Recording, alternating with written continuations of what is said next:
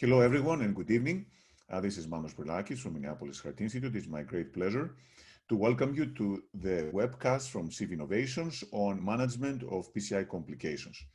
If there's one topic that everyone loves, including myself, is complications, because you learn so much. And these are moments that can be very stressful, and knowing what to do can be life-saving, literally life-saving several times.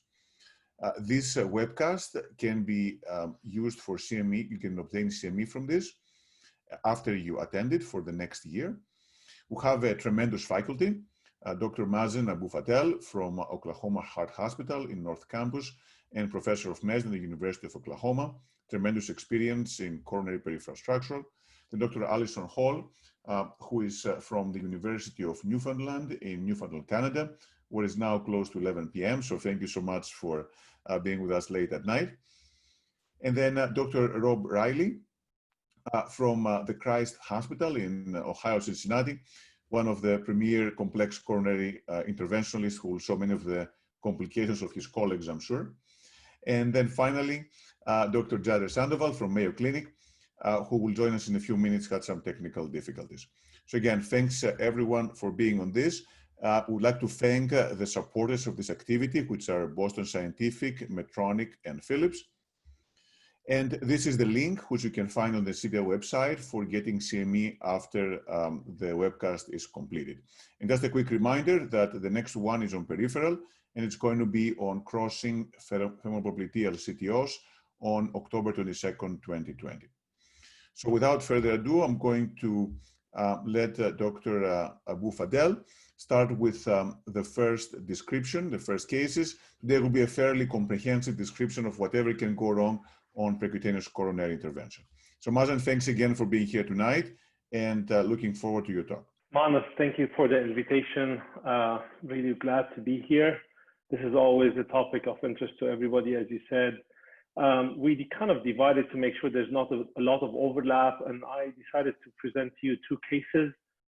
They are a little bit older cases, but very interesting, will hopefully generate good discussion.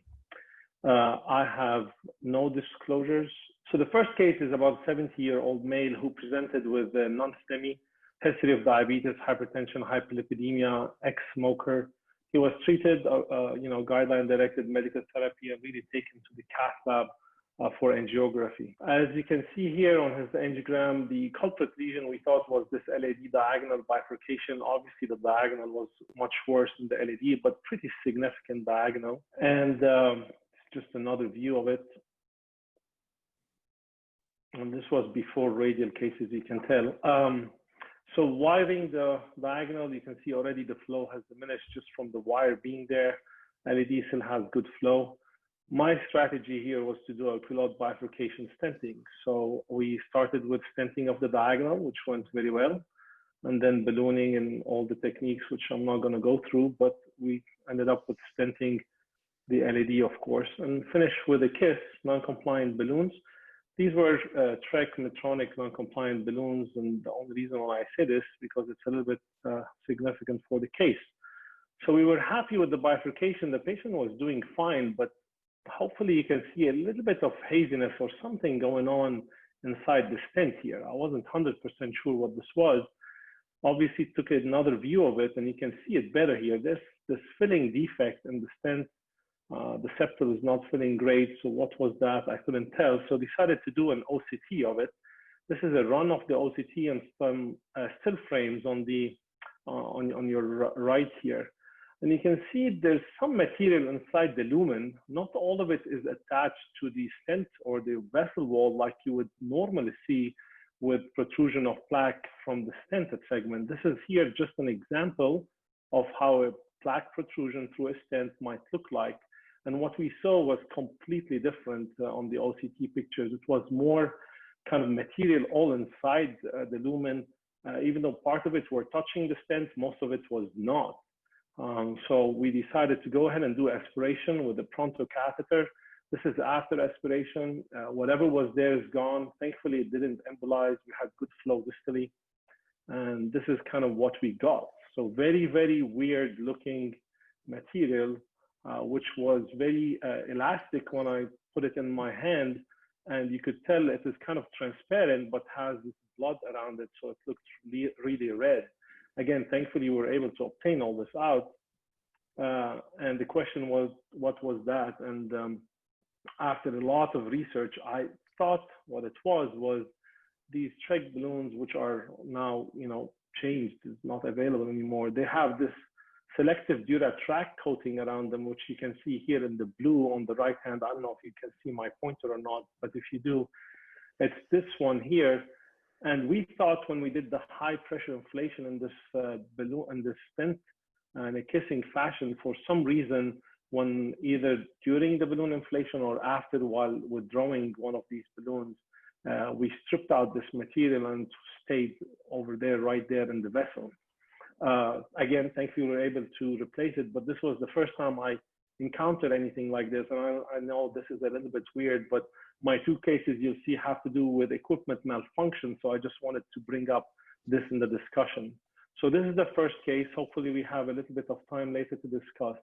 The second case, just not to delay things, 64-year-old male, history of coronary artery disease, PCI to the LAD diagonal a month prior, and then came for a PCI of the RCA after he had a positive stress test, and he already had proximal to mid RCA stent placed 2 years prior. So this was an elective case. RCA has a little bit anterior takeoff, and you can see here there are the stented segment. The stent looks okay.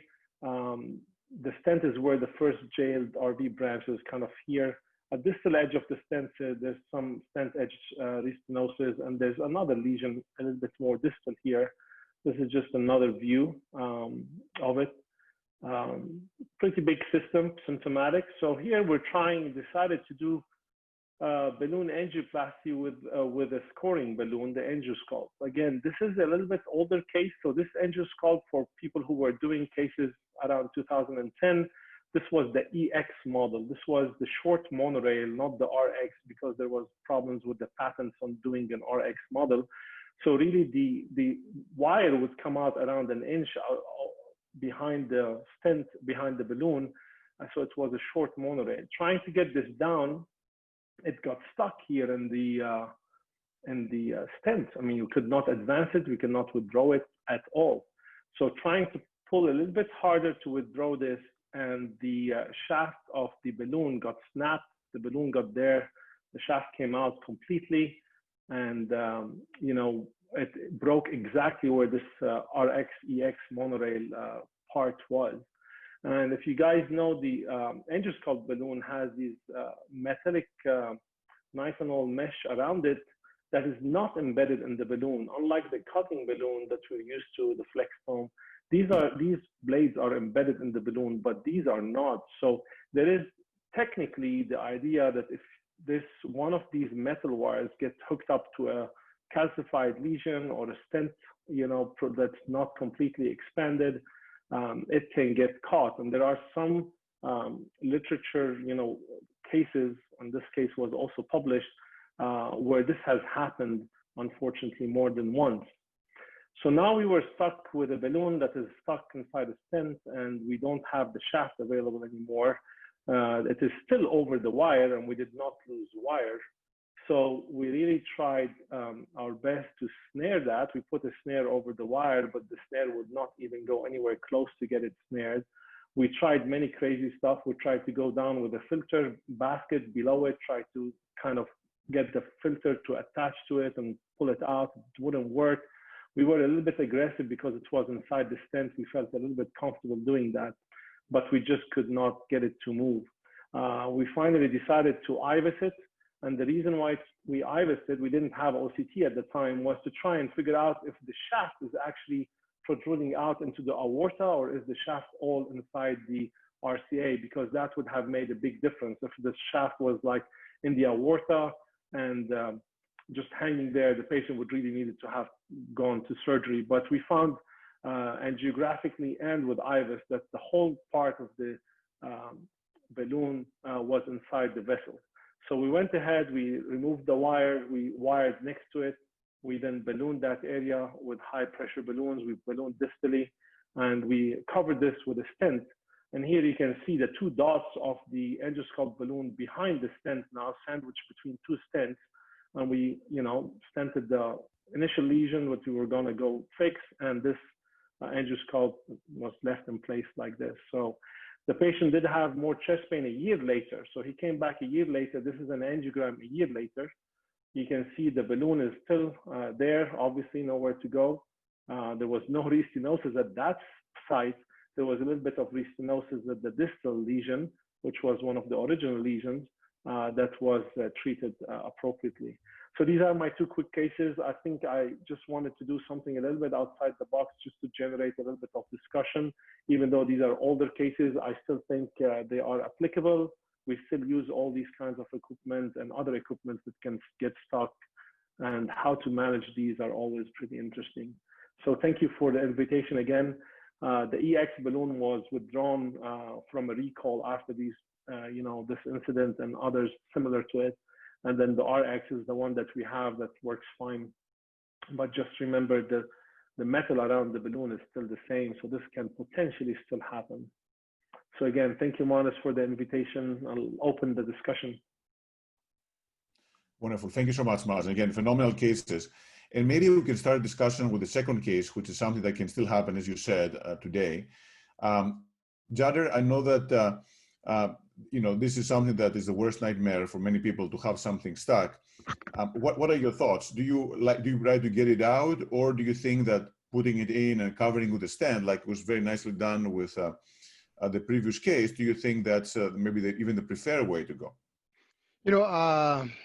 I agree that one has to be cautious about trying to get equipment out, just because, either it can go further distally and cause issues with flow to the coronaries and become more of an emergency, or you can lose it. So I think that if there is an efficient way that you can pull it, sure, but otherwise I think that the most practical thing is just to stent it and leave it in place. So I would have probably done the same thing that Masen did. Something that I'm not sure whether you presented that was, I don't know whether you can bring another coronary wires, and between both wires try to wrap it around and pull it.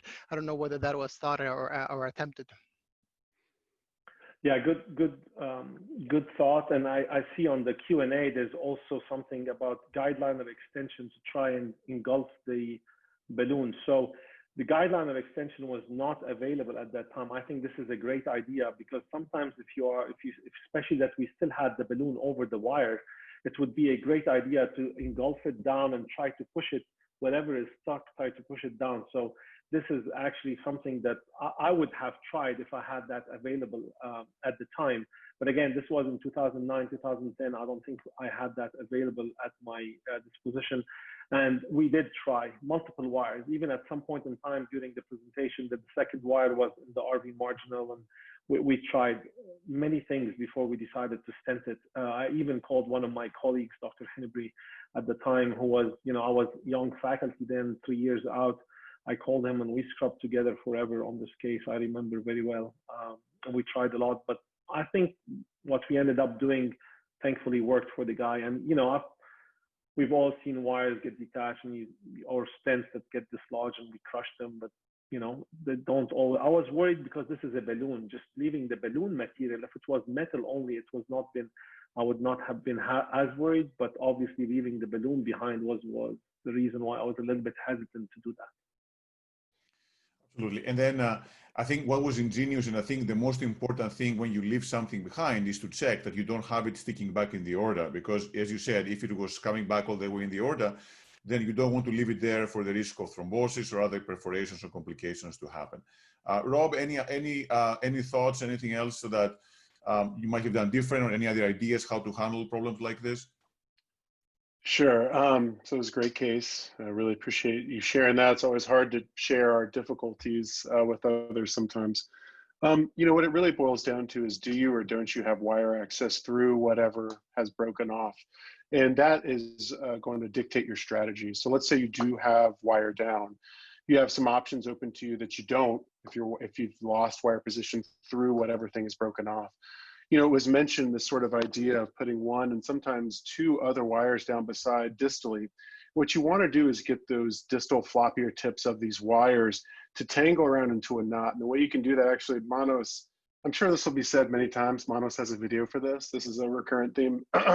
So you can actually put, what I do anyway, is put hemostats on the backs of these wires. Once I get the floppy tips close to each other, hemostat on all of them, whether it's 2 or 3 wires, and start to twirl the hemostat. That will really help those wires become, you know, you don't want that to happen when you're doing a bifurcation, right? But you're intentionally trying to do that, number one. Number 2, if you've got it down, you can do things like the gooseneck snares that were mentioned, or even an end snare. I've actually taken a 6 or 7 French end snare down, because to me, I'm used to using end snares, and that's 3 loops. So if I can just jam it around in there and grab it out, I can stent dissection. That's not the issue, it's getting it out. In terms of whether, and if you don't have wire position, there's some other things. You know, there's a Fogarty maneuver where you can take a balloon down beside it, blow it up.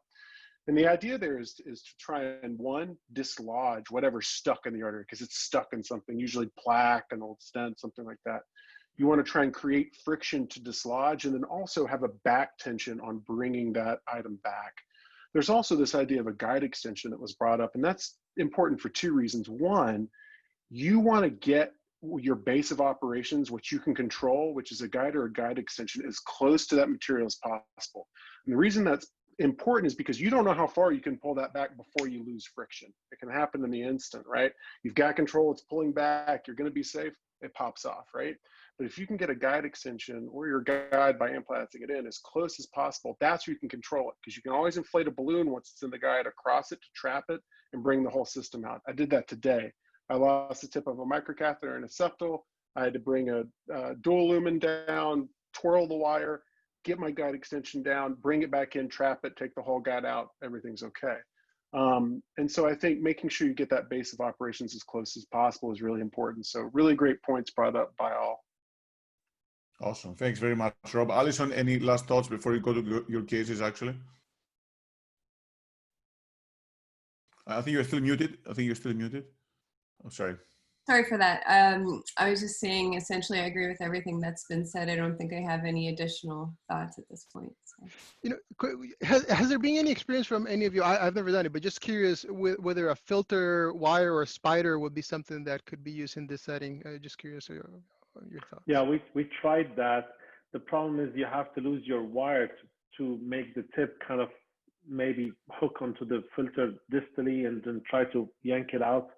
We tried that after we decided to remove the wire, and it would not hook up properly. Maybe in some cases it would, but that was something that was absolutely tried. What did you guys think of that? I mean, do you think that material we got from the first case was actually what I thought it was? I'm just curious about what your thoughts about the first case. I know it's maybe not as exciting, but what were your thoughts about it? It's interesting. I don't have experience with that particular device, so it's difficult to comment, but I wondered if it was certainly at least some element of thrombus there in addition to whatever other material was present, but it did look a little bit atypical in appearance too. Yeah, I think the most important thing is you got it out. And I think the key thing is everything doesn't look right. You make sure you look at it, and if it's a filling defect in the vessel, I mean, the number 1 assumption is thrombus, of course, but whatever it is, if you can get it out, that's the way to go. Just one other thought. I've never done this, and I don't recommend it by any stretch of the imagination, but has anyone ever used an aspiration catheter to try to retrieve anything? Would that work in any certain scenario, potentially? A device, I mean, something that was lost. Yeah. I've not used. No. Yeah, I think all the questions actually came, would penumbra be useful to aspirate the balloon? I mean, I presume they mean the endoscalp balloon. I think it's unlikely that the suction would be enough to actually get out. Or anything like that. I mean, but at the same time, nothing to lose, right? I mean, nothing to lose, and may not work, but nothing to lose. Again, I think the aspiration catheter probably would not be enough. The penumbra maybe, but still, I think if you have an endoscalp with the wires stuck on calcium, I think that's, or in a previous stent, I think that's unlikely to come out, no matter what you do. But that's again great discussion. Maybe also you go to your next to your cases next.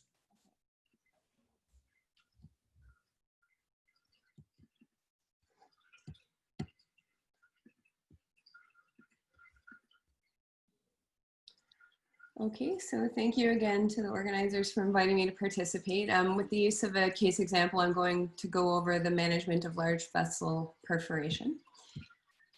So for any perforation, the initial approach is fairly universal. So first of all, it's important to control bleeding by inflating a balloon at the perforation site, and then providing initial resuscitation of the patient, be it with fluids or pressors, etc. Of course, if the patient is actually in pericardial tamponade, then it's important to move on to perform a pericardial tap. And it's always important to get some extra help in the room as needed, including cardiac surgeons in case it comes to needing a surgical bailout, and potentially other colleagues. If there's persistent extravasation after prolonged balloon inflation, then you get into more type-specific management of the perforation. And in this case, again, I'm focusing on large vessel perforation. The mainstay of treating those is going to come down to deploying covered stents if simple ballooning does not work. There are some other ways of treating these in certain complex instances, like dissection reentry, for instance, but generally you're looking at deploying covered stents. And then if that fails despite optimization and more ballooning, and then eventually you could look at reversing your anticoagulation and potential surgical bailout. It's important to be familiar with the type of covered stents that are available to manage this issue. So traditionally we dealt more with the graft master device, which is notoriously bulky and difficult to deliver, essentially kind of a stent sandwich with a PTFE layer in between. That device on its own, if you're just trying to fit the device itself, generally speaking, is compatible with a 6 French guide minimum. And if you're using a larger graft master device, 4.5 millimeters or more, then you need to be into a 7 French guide for the device alone. Luckily, now we also have the PK Papyrus, which is a much more deliverable device. There's been some reports of it being a little more prone to dislodging and calcified lesions, for instance, but generally nicer to work with. And that's compatible with 5 French guides just for the device itself, up to when you're getting into the 4 millimeter size, in which case you need a 6 French guide. Now, that being said, I was just talking about compatibility with just the balloon, just the covered stent itself. However, in most cases, you're going to want to be able to keep your balloon inflated at the perforation site until you get your covered stent essentially right in place and ready to deploy. And there's 2 ways that you can go about that, depending on essentially the guide size that you already have in situ and which sort of covered stent you're trying to use. So the single guide technique can be used, or the dual guide or ping pong technique.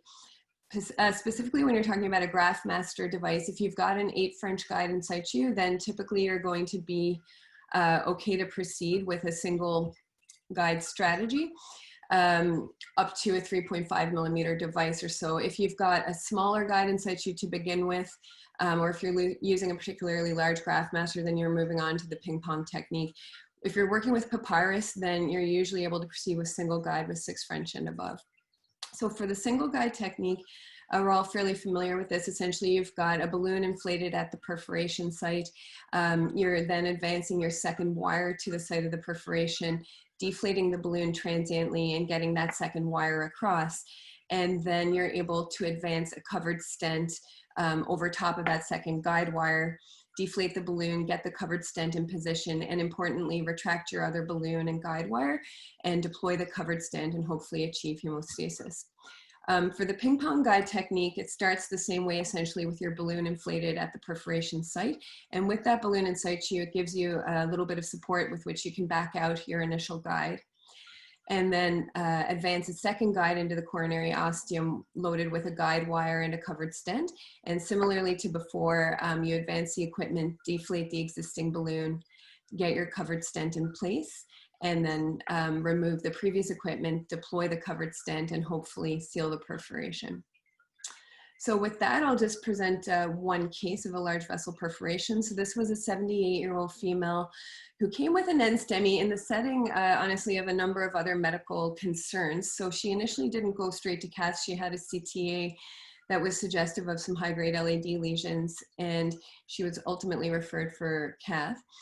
You can see that indeed she did have significant LAD disease fairly diffusely, but importantly in the mid to distal segment of the vessel, a heavily tortuous area, almost like a 360 loop in the iliocranial image there.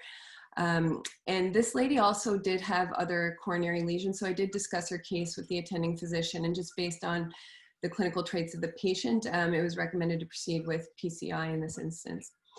So can talk about things I would do differently in retrospect, perhaps, but essentially I started with initial ballooning approach, and I did go in with a 2.5 NC distally, which seemed to expand appropriately, and I inflated it across several areas there. But unfortunately, despite that, when I then deployed a same sized stent, there was actually a significant waste in the stent.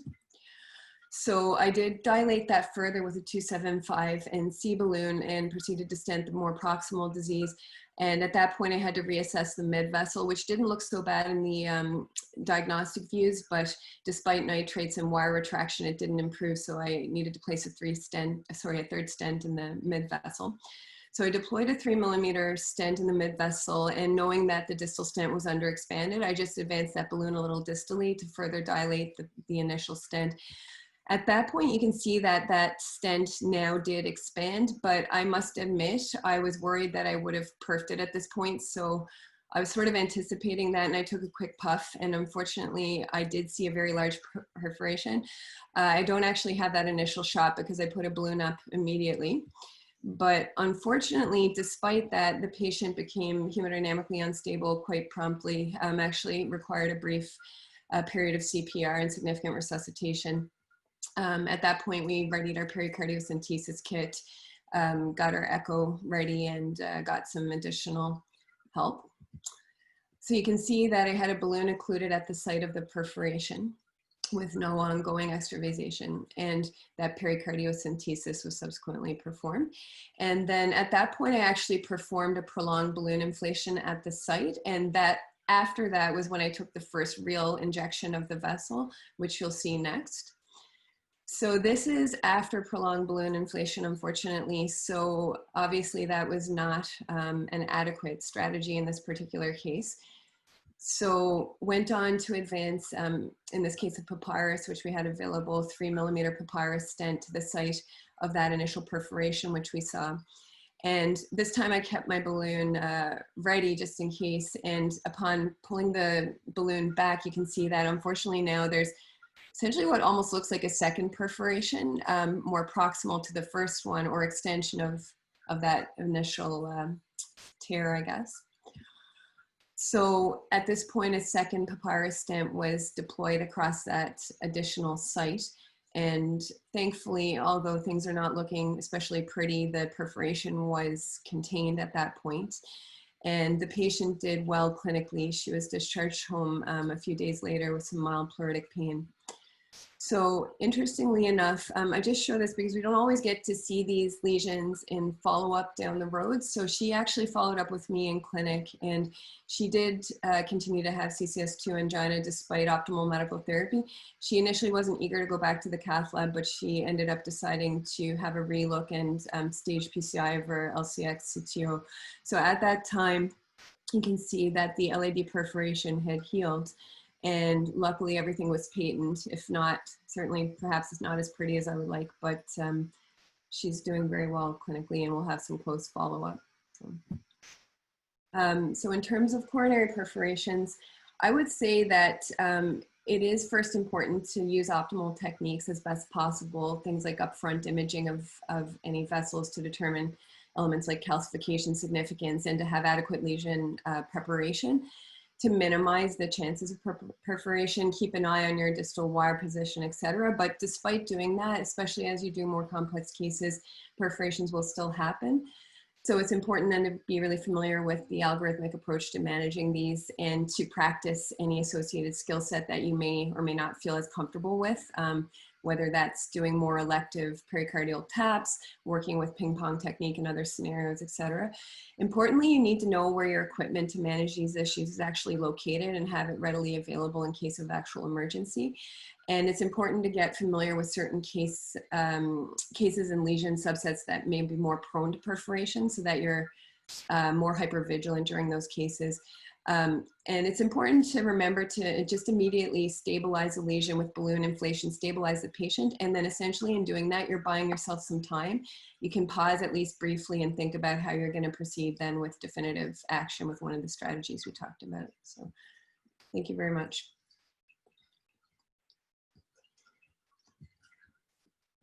Manus, you are muted. You're muted, Manus. Oh, sorry. I was going to say this is an amazing case as the mother of all perforations. I mean, that was amazing. So great job on getting this done. Maybe we just start with Mazen. Mazen, what do you think? I mean, anything you could do different to prevent it or treat it? Looks like a great result. Anything else that can be done to treat? No, I think these were excellent points that was placed, and the algorithm is great. Actually, we were discussing in M&M today in our M&M meeting perforations, and we were bringing the differences between the two covered stents, and I'm glad you did mention those, and I'm glad that I don't want to keep talking, but there are a couple of questions from the audience that are about this. So I want to, there's one that says whether the launcher or the cordis guides, because there's a little bit of difference in the inner lumen 069, 071, whether one of them is better than the other, and what's the optimal strategy for that. My question is, I know the Perforation stent has not been there for a long time. 2018 was FDA approved. How are we doing with it long term? Does it restenote as badly? So in terms of the long-term restenosis rates for papyrus itself, just in terms of my own clinical experience, I am also newer to it as well. I just returned to practice in Canada about a year ago, and that was sort of my first, I think I might have had about two to three cases where I've used them since I've been back. So, you know, obviously this lady was followed up about 3 months or so later and things were looking good, but I can't comment on my own personal experience with the longer term outcomes for them. I would hope theoretically that they might be a little less prone to restenosis, but certainly still going to be more at risk over standard DES, I would think. In terms of the guide selection, I'm not sure that apart from the actual French sides of the guide, that those subtleties between the different providers really make a lot of difference. I'm more familiar with the Cordis and Boston guides myself, but I'm not sure if anyone else. I think there was a question about the Cordis versus the launcher. Actually, the Cordis is one called Android that is 0.072 versus 0.071 for the launcher. I mean, I doubt that the 0.01 is going to make that much difference, to be honest. Plus, at the point this happens, you cannot change the guide that you have. So, but these are great points. There's a question about DAPT duration after you put a cover stent in. Jader, any thoughts? How long would you give DAPT for this? Well, I am not familiar, maybe others can speak, but I'm not familiar with any specific perspective data addressing this in this setting, but I would probably think about, you know, prolong the APT, you know, a minimum of a year, I would say. But again, I'm not familiar with any data. Yeah. Sure. I tend to more prolonged duration myself, generally speaking, as tolerated, depending on the patient's bleeding risk.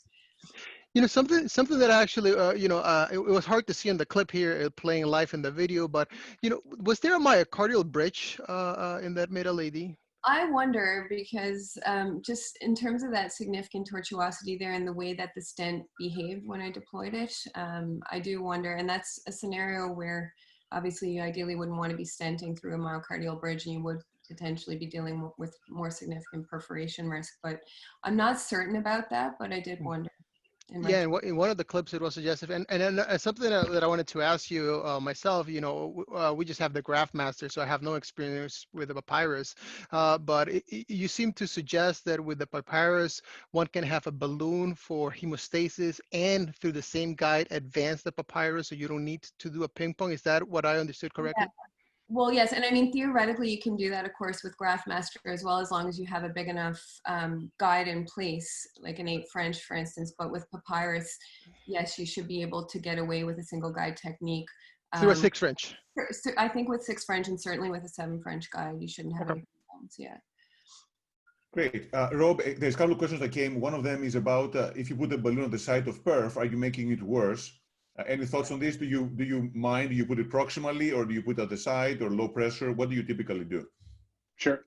So a couple things just to wrap up things we've been talking about. First, your target lesion failure rate is going to be upwards of 25% at 1 to 2 years with these covered stents. So prolonged DAP, if you think about that versus a normal stent, and we have these conversations about 3 and 6 and 12, pretty easy, right? You're going to do prolonged DAP unless otherwise clinically indicated, because again, target lesion, target vessel failure rates are very high. There's not a ton of data on Papyrus versus GraphMaster in terms of that. There's something like JIC in 2018 or something like that. No significant differences, but small numbers, European experience. So we just don't have the data there yet. In terms of putting balloon up tamponade, it's got to be 1-to-1 size. Again, your job in that moment is to stop the blood leaking out. So you're not going to make it worse. You're not going to do anything like that. So we got to be 1-to-1 size, typically semi-compliant, because you don't want to dissect the vessel too. But again, there are special circumstances where you might need an NC, particularly if it's in a calcified segment that you haven't prepped. Because one thing that's terrible is to have an unprepped vessel with a perf trying to deliver a covered stent. This is disastrous, 1, because you can strip it off, and 2, because you're not going to be able to expand the actual covering very well to close the hole. That's where I might use an NC and just say, forget it, I just got to get this done, from prior poor experiences not doing it. The other thing, so you're not going to make it better, you're not going to make it worse, just 1-to-1 size semi-compliant balloon, get it done. The other thing I will say, I don't know if you saw my eyes get big during when there's reports of the Papyrus strips. The Papyrus strips, 100%. I've put in, unfortunately, a lot of Papyrus stents since they came onto market, and I've had more than one strip off. And there's a text string between myself and some older operators not too long ago, just talking about this. And so I remember trying to put pant legs in a left main because I perfed a distal left main, and trying to do that didn't work out because of that same issue. So just know that they do strip, and you got to be really careful, because remember, any design improvement also has a weakness. Every time you make a change in a device, there's pros and cons. And so it's more deliverable, right? You think about the balloon deliverability system, it's more flexible, it can take corners and things, but that comes at a cost, right? And that's the stent actually being on the balloon. So again, everything has pros and cons, and anytime you have a new device, you have to think about what those are and what that means to your practice. Perfect. And there was, maybe finishing here, go to the next presentation, but there was a question about chronic pericarditis after perforation. And there's something very unusual. I know there's some anecdotal cases of colchicine for preventing this, and even more rarely getting steroids, but in general, that's something very, very rare. The problem is if you actually reverse while you have blood in the pericardium, you have a big clot in the pericardium that can make things worse. If you drain the effusion, in general, at least my experience is you don't really get as much pericardial pain. Okay, perfect. Well, maybe we'll go on to the next case. So Rob, is your turn if you would like to take on the lead, and then we'll finish. Absolutely. Please drain your pericardial effusions and don't get protamine. Like Mondo said, please, please, please do that. All right, because it's really bad and they have to get a window and you're going to feel badly for some time. Okay, so let's talk about, because I still do. All right, so let's talk about managing coronary artery dissections. These are my disclosures. So coronary dissections, split or tear on the wall of the artery, compromises the lumen, affects blood flow. This is bad, right? We're trying to open this thing, not shut it down. There's hematoma that builds up in the lumen that really can compromise distal flow. And again, all the shenanigans that come with ischemia.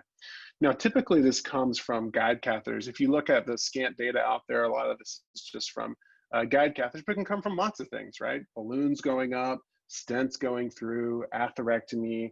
But again, guide catheter dissection is the most common referral for CABG surgery due to coronary dissections. Back in the day, before my time, this is 50% of angioplasty cases. This is why you only did that with cardiac surgery on board. The stories from back in those days are pretty amazing. Now it's less than 1%, thankfully.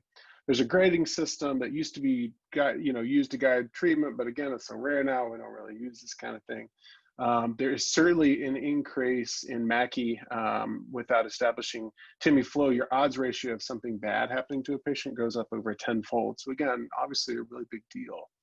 So there's a couple algorithms that are out there that you can kind of look at to sort of decide. And really, these algorithms are tough to memorize, right? You don't see this, hopefully, enough to have memorized an algorithm, but you want to understand what the general principles in these types of scenarios are so that you can kind of think through what some of the solutions are depending on where you're at in this kind of flow chart. So the big questions are, number one, do you have a wire cross? It's sort of like what we talked about earlier with losing equipment. If I have a wire cross, I have certain options that are available to me than if I don't have a wire cross. 2, is the vessel open or closed? Again, this is going to dictate some of the things we can and can't do, and some of the ways that we have to figure out where we are in terms of what we need to do. And number 3, is the patient stable? Sometimes points 2 and 3 go together, not all the time, but sometimes. The biggest thing with complications, and I heard this a long time ago, is do you have a second to stop and breathe? And that kind of goes back to number 3. If you can just stop, lay the catheter down for a minute and think, okay, what did I just do? And now how do I get out of it? You're going to feel a lot calmer and have a lot more ideas than if you just kind of throw stuff out and go. Now, I will say there are times where the patient's not stable and you pray that maybe you went to a CVI talk and you saw an algorithm and you gained something from it. You can do that thing relatively quickly. But again, do you have a moment? If so, just stop and ask yourself these 3 questions. A couple other just sort of principles of dissection management. 1, you got to stop taking injections. I see this too many times. I don't believe it because I'm such a good operator, and if this would never happen to me, so I'm going to keep taking injections. Wrong. I don't know. Maybe I want to look at another injection because maybe it won't look so bad. Wrong. Because every time you take an injection, you are hydraulically loading that subintimal space. Hematoma is propagating downstream. You're making your problem longer, more diffuse, and worse. You're going to shut that vessel down. One of the things that we can do is utilize IVUS, right? Not OCT because it takes an antegrade injection, but IVUS to say, okay, where is the problem start? Where does it stop? And how do I get myself out of this? The other kind of principles are this idea of straw or subintimal tracking withdrawal that we can talk a little bit about later, trying to withdraw, whether it be through a guide extension, a microcatheter, a dual lumen microcatheter, these types of things to get hematoma out of your subintimal space. There is also this principle that you'll see sometimes. Let's say you've got hematoma past it. You've sealed your inflow and your outflow and you're feeling really good, but it looks funky downstream. Flow's like okay, and it looks funky, right? And you take your IVUS down and you see this like arc. And you're like, what is that? That's not lumen, it's hematoma. You can improve your flow in that situation by cutting it or releasing it. I will say there's zilch data. This is all just people that deal with this a lot saying, we think that this is okay. You obviously have intimal injury there, but again, if you ever see that, you can technically cut it. So when you put those principles and those 3 big questions together, you kind of get this algorithm, which again starts with, is my wire across? And then if not, can I get a workhorse wire down or a non-jacketed wire? Obviously you don't want to jacket because you're going to pick up a flap and get in that dissection plane subintimal really quick. If not, there's some other things that we'll talk about: antegrade dissection, entry going retrograde, star, these kinds of things. Cabbage, conservative management, we'll talk about a few of those. So I don't have like a bunch of like, these are hardcore cases and patient descriptors and all this. We're just going to talk about some things that I've screwed up over the years and how I got myself out of it. So this is a person who came in, anterior ischemia, stable CAD, blah, blah, blah. Partner had cathed him a month ago and said, I'm not fixing this. Here's the right, here's a vein graft to the left. We're looking okay, maybe a little outflow disease past that vein graft, anterior ischemia, probably not.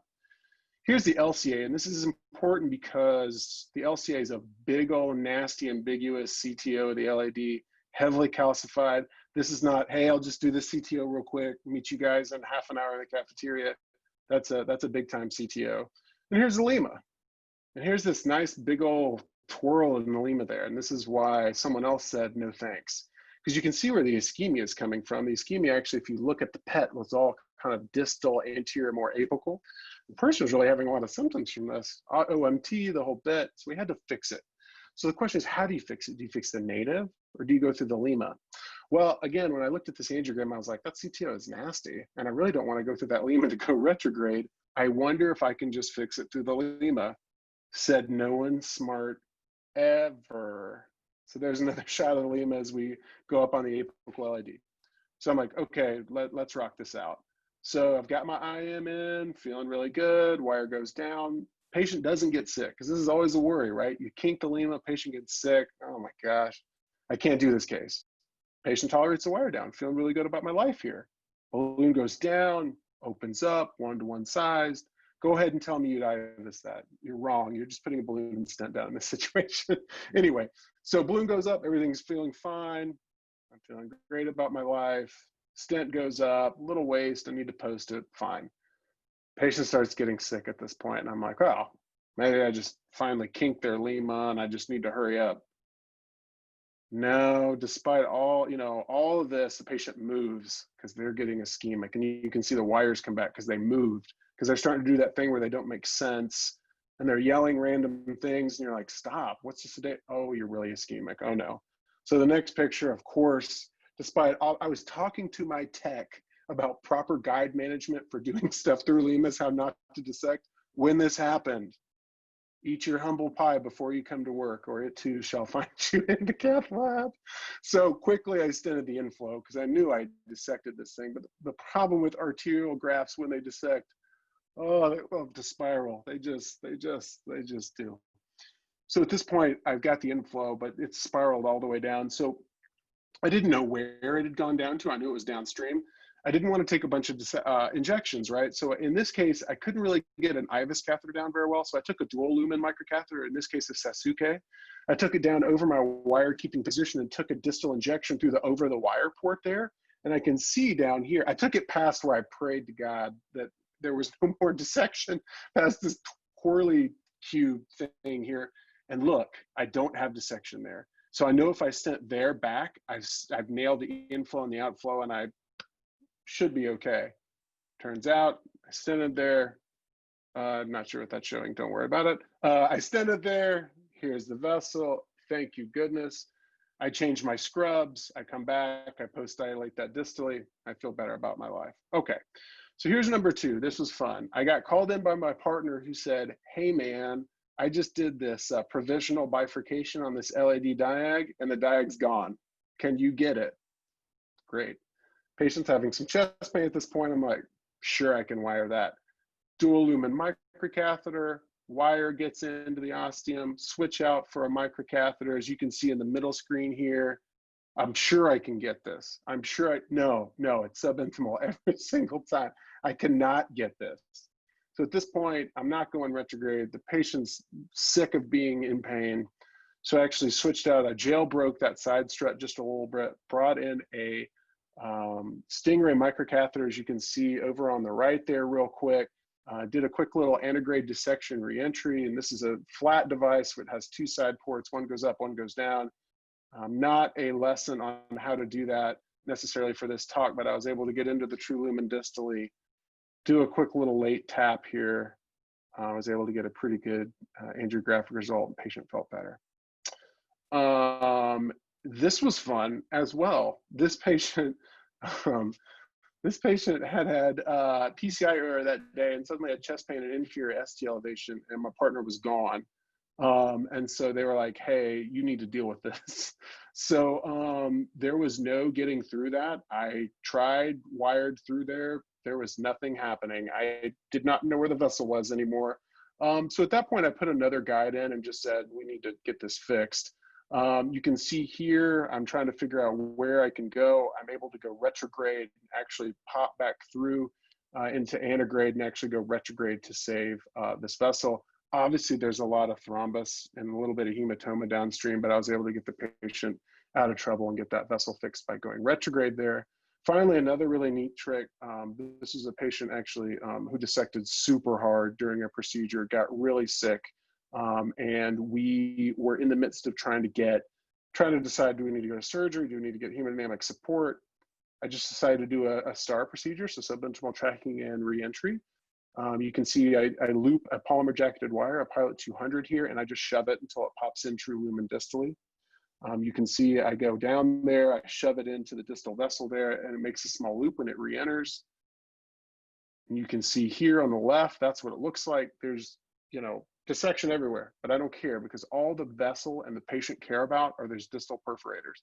Now, do I have all of them? No. So I don't want to stent this, but I got them out of hemodynamic trouble. The patient felt better. I brought him back 8 weeks later. We have no idea what the magic number is. Manos would know better than me, but we still don't know.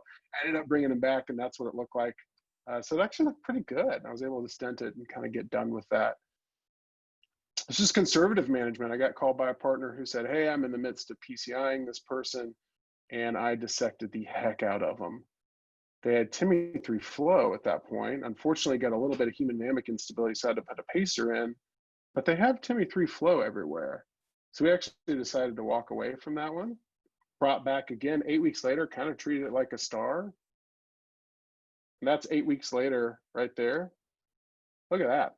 You know, TIMI-3 flow, we put them on DAPT, we let DAPT work, and they were actually able to come back and use very much, you know, if we'd stented up front, we would have stented a ton of vessel. We were able to use a lot less stent there. This is emerging CABG. This one sucks. There was no saving it. I couldn't star it. There was no ADR option. This is just an FFR positive, very torturous RCA. You can see I'm radial, thinking I'm a real champ. Probably learned something from being radial in this case. I'm sure all the radial people would tell me I'm wrong, but you know, anyway. So this person just, it was terrible. You know, dissected because of all those different bends in there, tried to stent it, got an edge dissection, could not get it back, had to put an impella in, they go to surgery and they do fine. A lot of different ways to treat dissection. It sort of depends on where you're at, how the patient's doing. Do you have a wire across? Is the vessel open or closed? They're not common, but they do contribute significantly to MACE and Mackie if not managed appropriately, as we talked about. These are the 3 big questions that we've talked about time and time again purposefully to try and remember those. And there are algorithms out there. There's really good ones out there. And again, if we keep those 3 big things in mind, we can kind of successfully navigate that without necessarily committing it to memory. Thank you guys very much. Awesome, thanks, Ambassador. That was a amazing, you know, demonstration of different ways to do this. And actually, for the audience, you know, Rob has a couple nice papers. One on CTO about the algorithm within the algorithms, which provides excellent algorithms for CTO specific. Also, a paper from the complications course in Seattle he published earlier this year that provides algorithms like this one for not necessarily only CTO-related complications. But again, tour de force. I guess for me, if there's one thing take home from this is if you dissect, don't lose your wire if you have one down, because that's when the problems are. If you have wire, you'll figure it out. But what happens not infrequently is the stress comes in and the wire gets pulled, and now you have a problem, and then you have to call and find different creative ways to do it. Alison, I know you have a lot of great CTO skills. Any thoughts about using CTO techniques in these complications? It's obviously a stressful experience in the midst of a patient crashing and having severe chest pain and 5 millimeter ST elevations. Well, I think certainly going through all of those cases, you can see the relative value of having that skill set, and that it can certainly be applied in managing complications in non-CTO cases as well. So certainly if you have that skill set yourself, it can be extremely useful, as we saw. And the other thing is if you're in a lab where your colleagues have that expertise and you get into trouble and the usual strategies are not working, then you can certainly ask for help in that scenario and have someone come in to give you a hand, and maybe whether that's ADR or STAR, etc., that can be quite helpful. So I would absolutely agree that that can be a useful skill set in this kind of trouble. So yeah. Any other thoughts, Mazen, Jader, before we go on to the last part? No, great saves on all. There are a couple of online questions. I don't know if you want to tackle any of them before we move, or there's no time. No, actually, Ken, actually, the question here is, one of them is, if you lose wire position, what are the options to get back into the lumen? And I think you saw some of them from Rob. But Mazen, you can take that, that's great. Yeah, I mean, obviously this, you know, some of the options are what we saw: re-entry dissection, try to loop the wire, go down, re-enter the true lumen. This is not always as easy as it sounded, but definitely an option. The Stingray balloon is a great example also how you can manage that. So that's where your, you know, experience go. And then just trying to get different wires sometimes is not as easy once you lose wire. So I think prophylactically, try not to lose wire would be my answer, which would be the best thing to do if you can do that.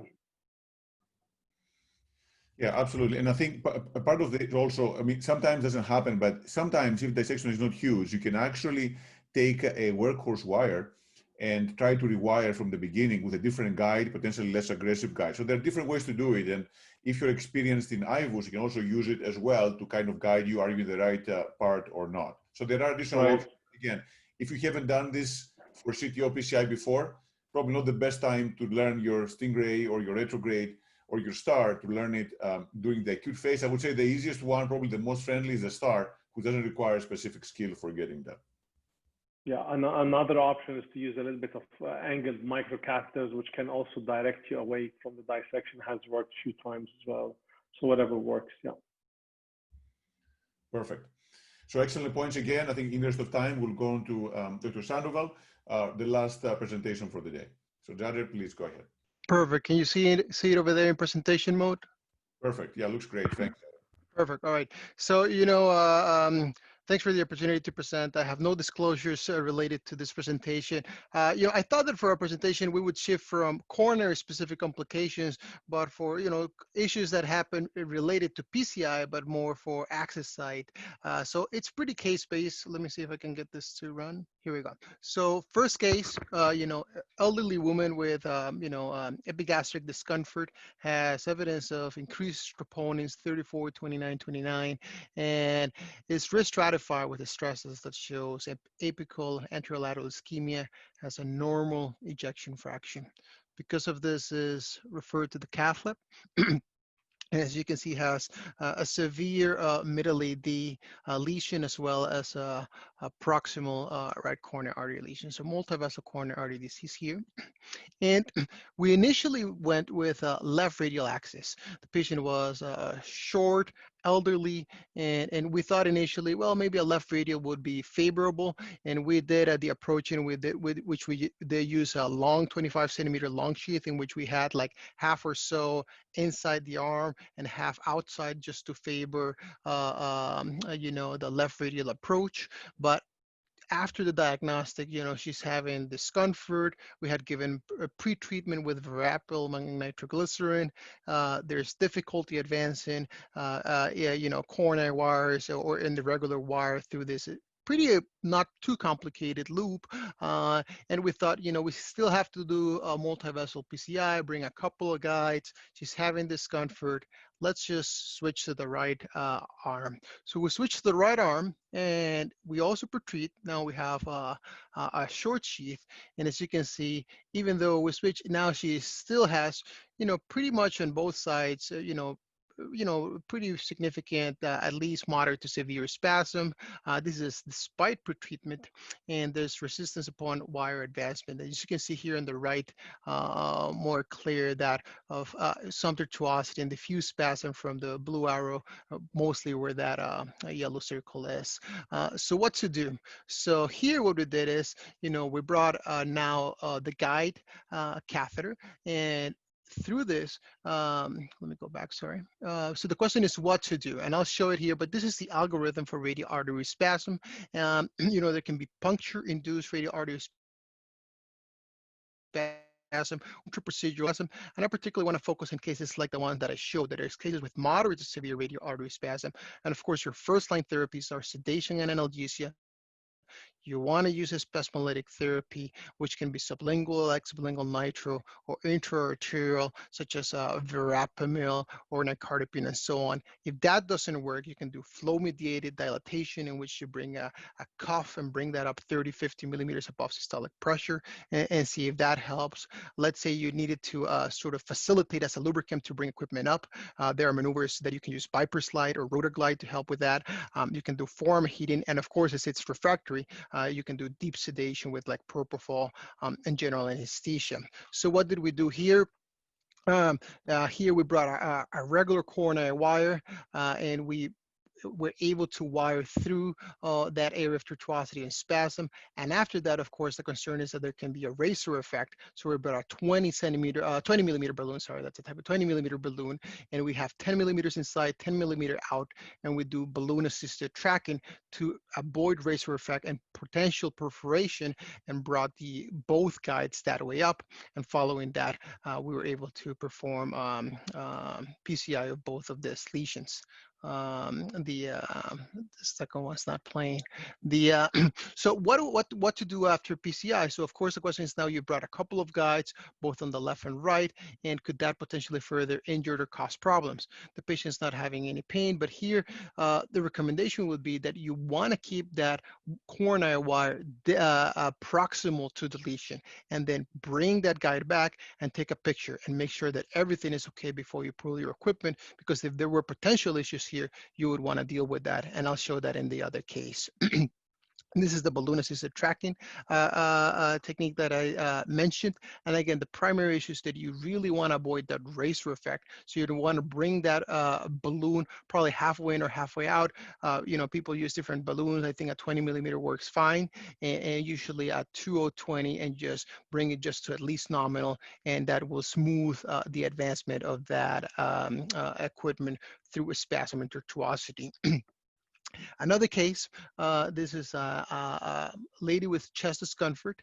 She has history of coronary artery disease and other comorbidities, and she has rising 5th-gen cardiac troponins here to 97, non-ST elevation myocardial infarction, ECG with no ischemia, and estimated to have a normal EF. And this is still frames of her culprit lesion in the mid-RCA, and some diffuse mild to moderate disease that was thought to be non-culprit with a tight diagonal that at the time was thought to be we would focus on the RCA. So after doing the diagnostic, the patient complains of discomfort. Once we are advancing the guide catheter, this is of course after having pretreatment with nitroglycerin and verapamil. And once we brought the guide, we felt some resistance, and we say, okay, we have a little bit more spasm, so we gave additional nitroglycerin and verapamil, and then we took a picture. And as you can see now, there's extravasation, patients having discomfort.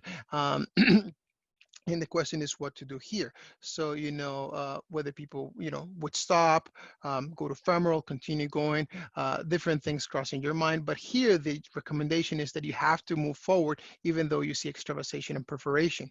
So what we did is we followed the radial artery perforation algorithm. And your question should be, is your wire proximal to the perforation? Yes or no. If you are unable to advance the wire, or you don't have the wire, you know, you may have to give, in this particular setting, protamine.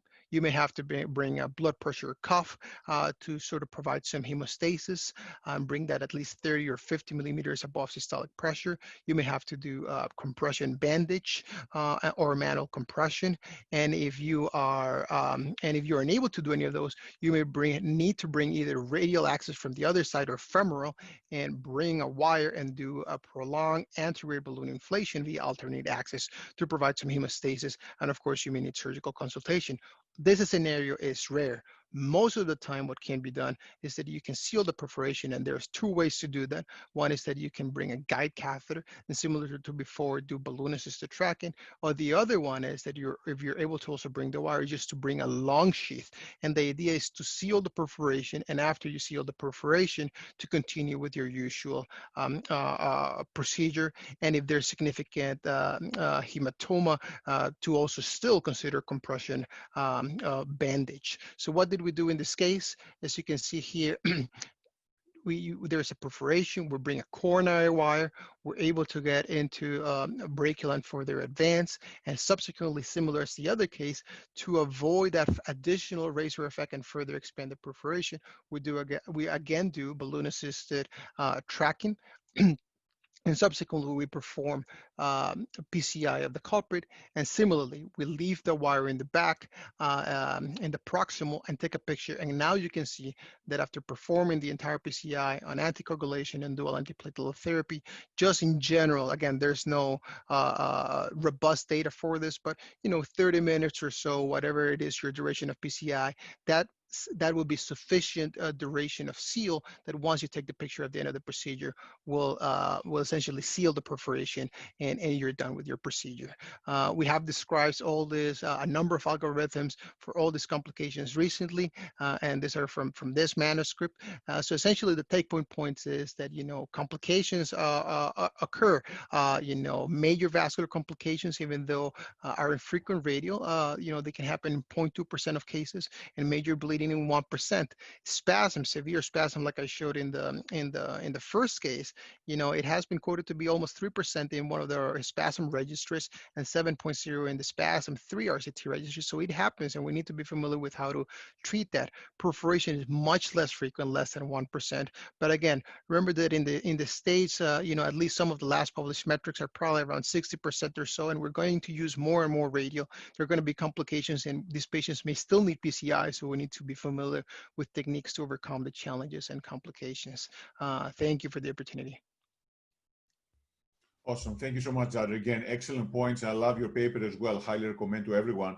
Very detailed, very nice step-by-step approach on how to get this done. A couple of questions before we open for discussion. One is, do you ever take an angiogram if you're concerned for perforation by leaving the wire up and then injecting as you pull the catheter? I've seen sometimes who may actually just pull the catheter and inject. That gives you a nice view of the whole thing.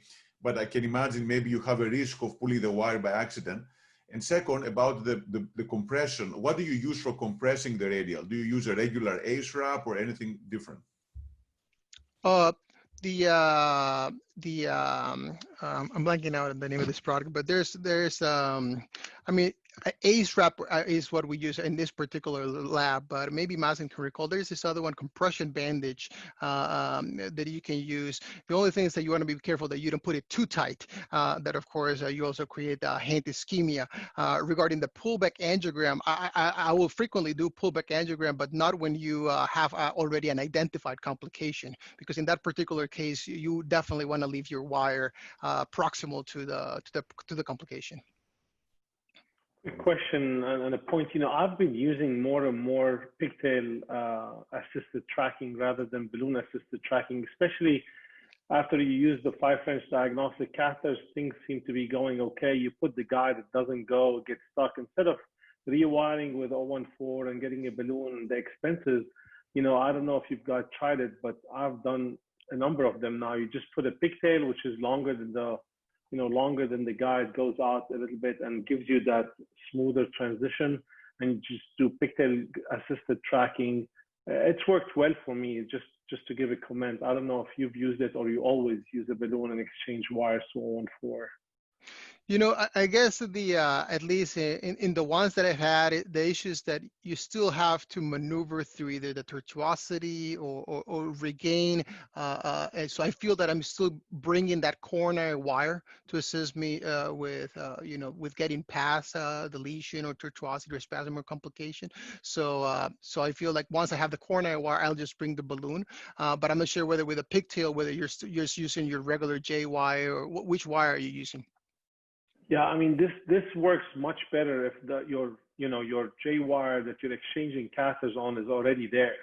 If it's not there, you obviously want to wire your technique that you said, with an 014. But usually what happens is when you're exchanging from the diagnostic to the guide catheters, because they are bigger and can cause this razor effect, if you get stuck and you have a problem, and hopefully before you even perf, putting a pigtail and doing pigtail assisted tracking over the existing wire already has worked very well. Just an idea people can use if they have problems getting a guide up when they already have a wire.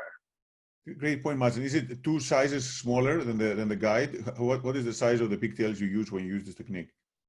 So we use the 5 French pigtail, and it goes over the 035 wire.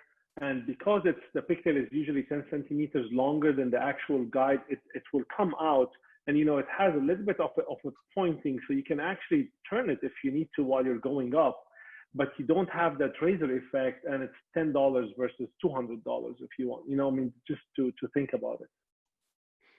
And I think one of the persons in the Q&A mentioned the Kova, and that's the one that I meant. The Kova is very nice, but you just have to follow it carefully, because if you put it too tight, then they're calling you because now the armor is totally black.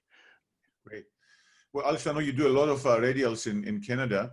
Any thoughts? Is that a similar approach you use? Anything different? No, I mean, another thing you can do if you're not going with a pigtail is, I mean, any other smaller catheter multi-purpose works pretty well as well, a 5 French multi-purpose. But generally speaking, I think it's important to identify what you're dealing with, obviously, in all cases prior to just pushing things through. So something that you think is spasm, if you're treating it with your usual cocktails and it's not resolving, rather than just continuing to work through it, it might be worth then stopping and actually imaging what you're dealing with. It might be a loop or some other phenomena that's the problem. So always knowing what you're dealing with before you're pushing equipment through. But otherwise, I agree with, you know, all the approaches that were already mentioned, certainly. There was a comment about using the ulnar. I don't know what your thoughts are. You know, I think this is an institution and operator. There's nothing wrong with using the ulnar. Usually it's the straight continuation of the brachial, less tortuosity, less loops, less problems. I can tell you our surgeons tell us if you mess up the ulnar, we're not going to back you up. They don't like us to mess with ulnars. Other institutions, they may be okay with it. But once you already have a radial complication or a perf or something, to leave that alone and go to the ulnar may not be the best idea. If your strategy is to use ulnar from the beginning, I think that's fine. Use it. If you find the radial to be small on ultrasound and you go to the ulnar because it's bigger and straighter, that's perfectly okay. But after you mess up the radial, you probably want to fix that and not mess up the ulnar and the same arm. I just wanted to make that comment. Yeah, excellent point. And then Rob, any final words of wisdom? It's okay to stick the leg. Just to put that out there. Safe femoral, micropuncture kits, ultrasound. I think radial and ulnar are awesome. These are great. It's totally okay to stick the leg. No, it's funny. I was waiting for someone to say this because I must say for myself, you know, maybe I'm always committed, but if I know one radial doesn't work, then 99% I'll go leg. I'm like, look, we tried. It's time to go. Now, I agree. There's always a small risk potentially, and we have some studies going on, but you're right. We do have legs as well, and sometimes that may be the better way to go. But again, on that note, I would like to thank everyone for being here tonight. Dr. Abu Fadel, Dr. Hall, Dr. Riley, Dr. Sandoval. Thank all of you for attending. Thank our sponsors, Boston Scientific, Medtronic, and Philips. And again, hope you learned something. I definitely learned a lot myself, and look forward to welcoming you on the next webcast. Thanks again, everyone, and have a great night.